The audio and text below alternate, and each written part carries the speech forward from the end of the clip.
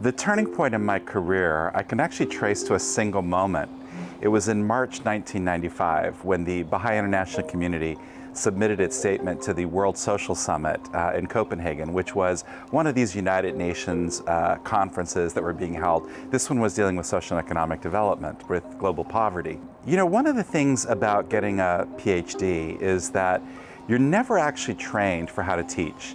Nobody ever actually gives you a class or even a set of instructions around what you're supposed to do. You're just kind of like thrown in the deep end. You're trained in how to do research, but you're never really trained in teaching. And so I was, at the time, I had just been about 2 years into my career as an academic, and I was really searching with, what should my approach to teaching be?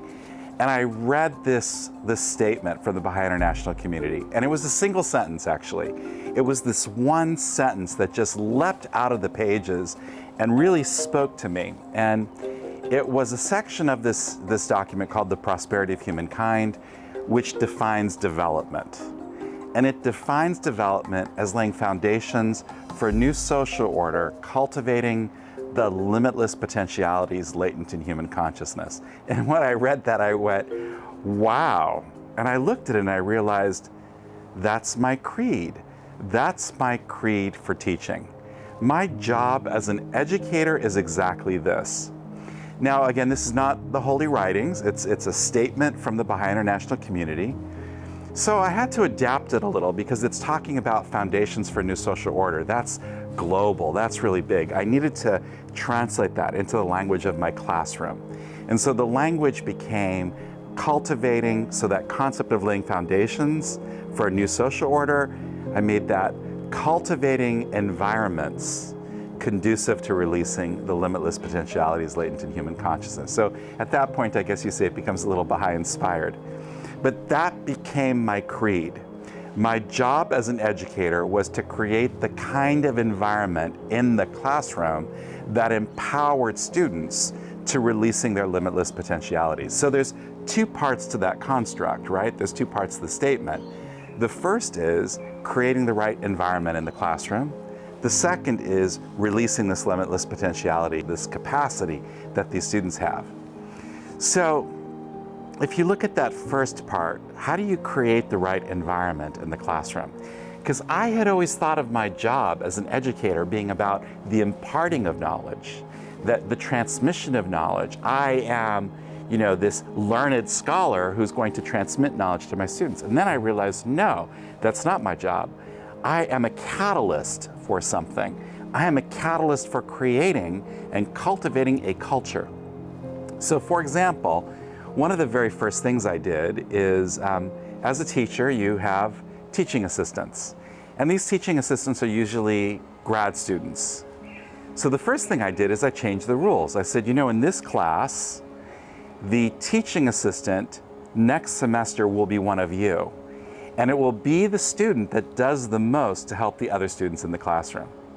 So now it changed the rules. Now instead of people being in competition with one another, everybody is trying to figure out how to help the other guy more so that they can become the teaching assistant next semester.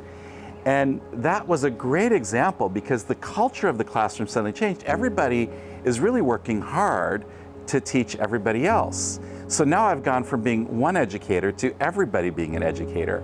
But the biggest change that I made is that a lot of Western education is based on this idea of competition. And we have this idea of a normal distribution, and you're going to be somewhere on this normal distribution curve.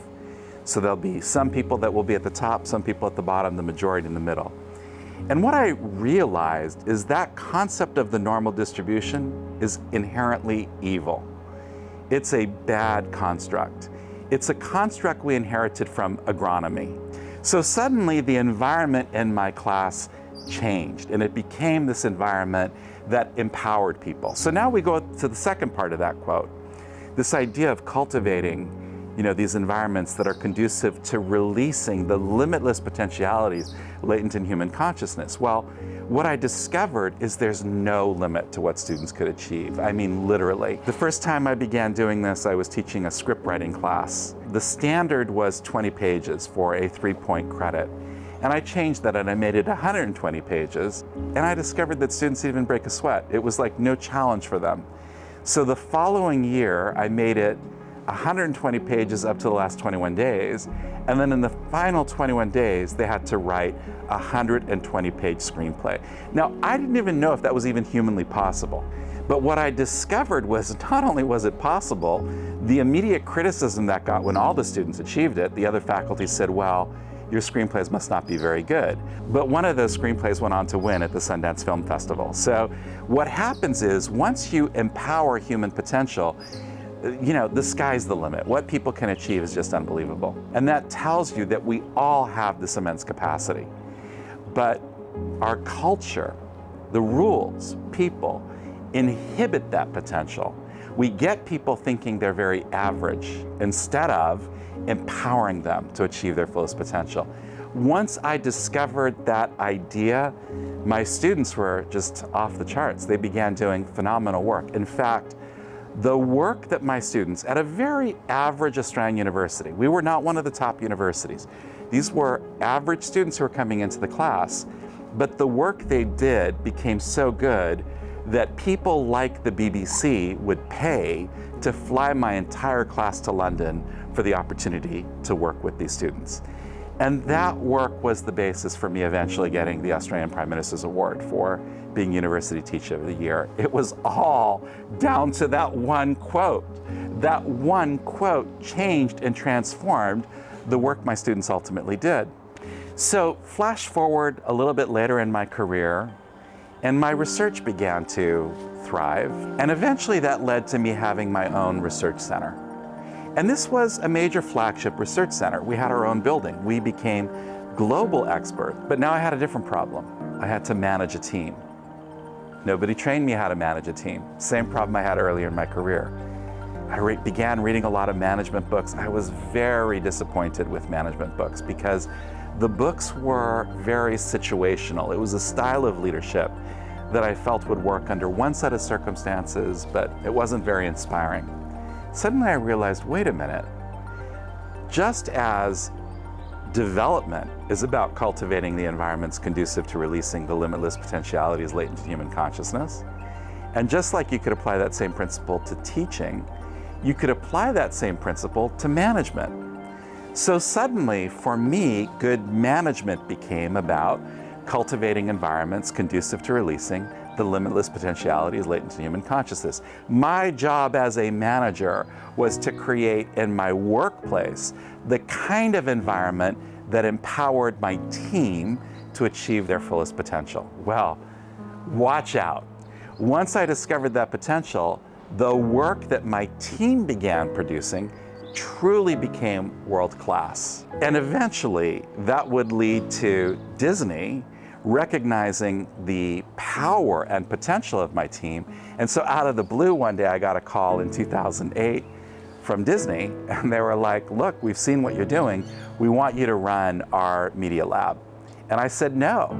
I said, I'm sorry, I love being an academic. I love the independence I have. I love the integrity of my research. And they said, don't say no. What would it take? And I said, well, if it could be my own business so that I could do things my way, well, then maybe we could do something. And they said, okay. And so they funded this lab, which eventually became my private business. And so that's how MediaScience was born. And since then, MediaScience has gone on to have pretty much every major US TV network now as its client. And so we do this work in audience research, applying these same principles that go way back to that day in March 1995, when that one sentence leapt out of that statement in The Prosperity of Humankind. One of the things that was really special for me personally was discovering that quote brought coherence to my professional life.